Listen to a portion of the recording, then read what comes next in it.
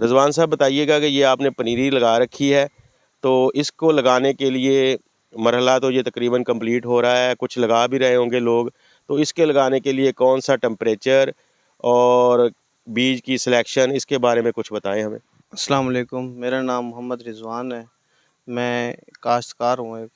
تو اس کا میں آپ کو یہ بتا دوں کہ پیاز کا مرحلہ جو سب سے پہلے اس کا ہے بیج کا انتخاب، وہ اچھا آنا چاہیے۔ ہم ہائیبریڈ بیج زیادہ لگاتے ہیں کیونکہ پہلے ہم دیسی لگاتے تھے، اب ہائیبریڈ میں آ گئے ہیں تو وہ ہائیبریڈ زیادہ ہیں کیونکہ اس کی اوسطاً بے اور ایوریج بہت زیادہ آ جاتی ہے۔ تقریباً ہم ایکڑ سے 700 سے 800 من فی ایکڑ اس کی ایوریج لیتے ہیں۔ تو اس کے لیے ہمیں پہلے جو ہے وہ بیج اچھا لینا چاہیے، اس کے بعد ہم اس کا بیڈ نکال کے اس کے اوپر کھیلیاں نکال کے چھوٹی چھوٹی وہ لگا کے پھر اس کے اوپر لیبر سے ہم اس کو ایک ایک دانہ لگواتے ہیں۔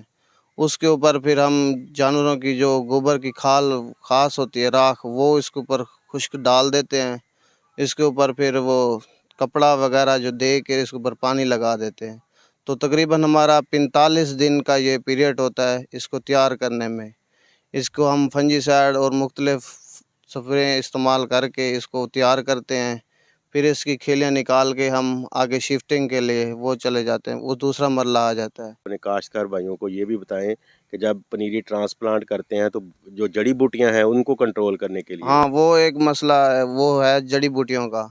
اس کے لیے ہم نیچے 500 ml دوائی جو زمین میں فلڈ کر دیتے ہیں، پھر 500 ml دوائی اس کا جو ہے وہ ہم اوپر سپرے سے استعمال کرتے ہیں تاکہ اس سے ہماری 1.5 مہینہ پوری جڑی بوٹیاں اگتی نہیں ہیں۔ اس کے بعد ہم اس کی گوڈی کرتے ہیں، جو جڑی بوٹی نکل بھی آتی ہے تو اس کو کور کر لیتے ہیں۔ اور اس کے بعد جو مرحلہ ہے پھر اس کو ہم 50 دن کا، جب میں آپ کو بتا رہا تھا کہ 50 دن کے بعد ان کو MAP استعمال کرتے ہیں۔ اور سب سے جب بلف نما میں بننے پہ آ جائے ٹمپریچر، یعنی 30 سے اوپر چلا جاتا ہے فروری میں، تو پھر اس کو جتنی آپ پوٹاش، اس کا بہترین رول ہے، جو پوٹاش اس پیاز کے لیے سب سے اہم چیز پوٹاش ہے۔ اس وقت اس کو تقریباً 35 سے 40 کلو پوٹاش ویسے ہم دے دیتے ہیں، یعنی 40 کلو پوٹاش اگر ہم اس کو مختلف مراحل میں، یعنی 4 سے 5 مراحل میں دیتے ہیں تاکہ اس کا سائز جو ہے، ہم نے پچھلے سال جو ہے وہ اس کا سائز تقریباً 800 گرام کا پیاز ہم نے خود نکالا ہے اپنے کھیت سے۔ تو اس کو ایوریج کو لینے کے لیے پوٹاش سب سے زیادہ استعمال کرنی چاہیے۔ ہم ویسے لیکوڈ استعمال کرتے ہیں جو امبر ایگرو کی جو ہے ایک آفیٹاش کے نام سے ہے، ہم اس کو استعمال کرتے ہیں مسلسل 3-4 سال سے۔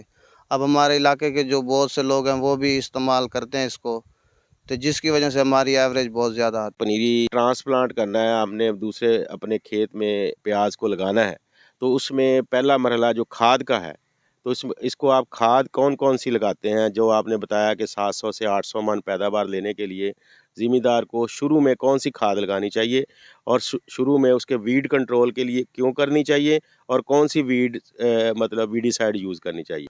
پہلے تو ہم جیسے زمین کو ایک بریک کر کے لیزر کرا کے اس کو تیار کرتے ہیں، جب اس کو مکمل آخری حل دے کر اس کے اوپر ہم ایک بوری نیٹروفاس کی ہے وہ چھٹا کر دیتے ہیں۔ اس کے بعد ہم اس کی ڈائریکٹ کھیلیں نکال دیتے ہیں۔ وہ اس لیے کھیلیں نکالتے ہیں تاکہ اس کی جو کھاد ہے وہ کھیلیوں کے اندر آ جائے جہاں پہ ہم نے اس سیڈ کو، یہ پودے کو جو لگانا ہے۔ اس کے بعد تقریباً ہم 15 دن کے بعد پھر اس کو ایک بوری یوریا دے دیتے ہیں تاکہ یوریا اور سلفر یہ دونوں مکس، جب بھی دیں سلفر ساتھ دیں، یوریا اکیلی کبھی نہیں لگانی کیونکہ وہ آدھی ضائع ہو جاتی ہے اور آدھی اڑ جاتی ہے، اس وجہ سے یوریا کے ساتھ ہمیشہ سلفر دیں۔ تو جب اس کی فصل 45 سے 50 دن کی ہو جائے پھر ہم اس کو MAP استعمال کرتے ہیں، جو امبر ایگرو کی ایک پوٹاش وہ MAP ہے، وہ استعمال تقریباً ہم 2 سال سے مسلسل کر رہے ہیں۔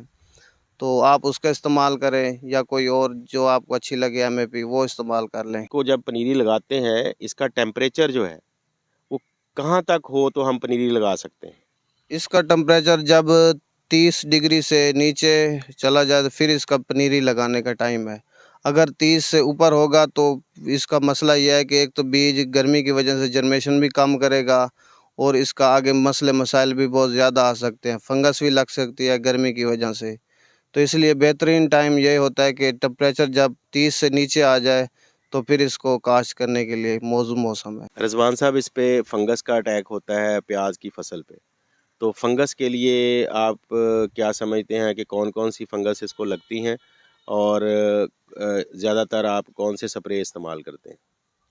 اس کو فنگس جو ہے وہ ایک ارلی برائٹ اور لیٹ برائٹ، جس کو ہم اگیتا اور پچھیتا جلسو کہتے ہیں، اس کے لیے مختلف فنجی سائڈ ہر کمپنی کے پاس بھی ہیں۔ ہم وسیم صاحب سے جو امبر ایگرو کی ہیں پروڈکٹس، بہت فنجی سائڈ ہم وہ استعمال کرتے ہیں، اور جو مختلف جس سے آپ کو مطمئن آپ اس سے بھی لے سکتے ہیں، لیکن بہترین پروڈکٹ صفائی جو استعمال کرنی ہے وہ آپ امبر ایگرو سے بھی لے سیں، وہ ماشاءاللہ بہت اچھی دوائیاں استعمال کرتے ہیں۔ شیخ صاحب، اس میں ایک مرحلہ جو ہے وہ پیسٹ کا ہے، کیڑوں کا ہے، تو اس میں نارملی جو پیاز کی فصل ہے اس میں کیڑے کون سے لگتے ہیں، اور اس کو کنٹرول کرنے کے لیے کون سی دوائیاں استعمال کی جاتی ہیں؟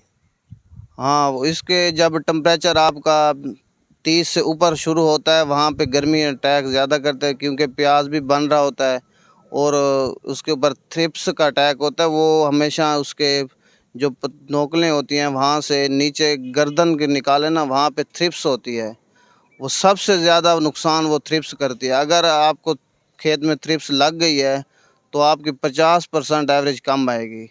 تو تھرپس کے کنٹرول کرنے کے لیے آپ کو کلوروفیناپائر استعمال کرتے ہیں، یا امبر ایگرو کی ہم تو لیکی استعمال کرتے ہیں، اس میں 2 زہروں کا مکسچر ہوتا ہے، تو اس لیے وہ ہمارے ہاں تو بہترین کنٹرول ہو جاتا ہے۔ اور اگر اس کے ساتھ اگر اس سے بھی دوائیوں کو بدل کے سپرے کیا جاتا ہے، یعنی اور پرفینوفاس بھی ہے ایک، وہ بھی استعمال کر لیں تاکہ اس کو 2-3 دفعہ بدل کے دے، تاکہ بیماریوں کے ساتھ قوت مدافعت مقابلہ کر سکیں۔ رضوان صاحب، شیخ صاحب، آپ کا بہت بہت شکریہ۔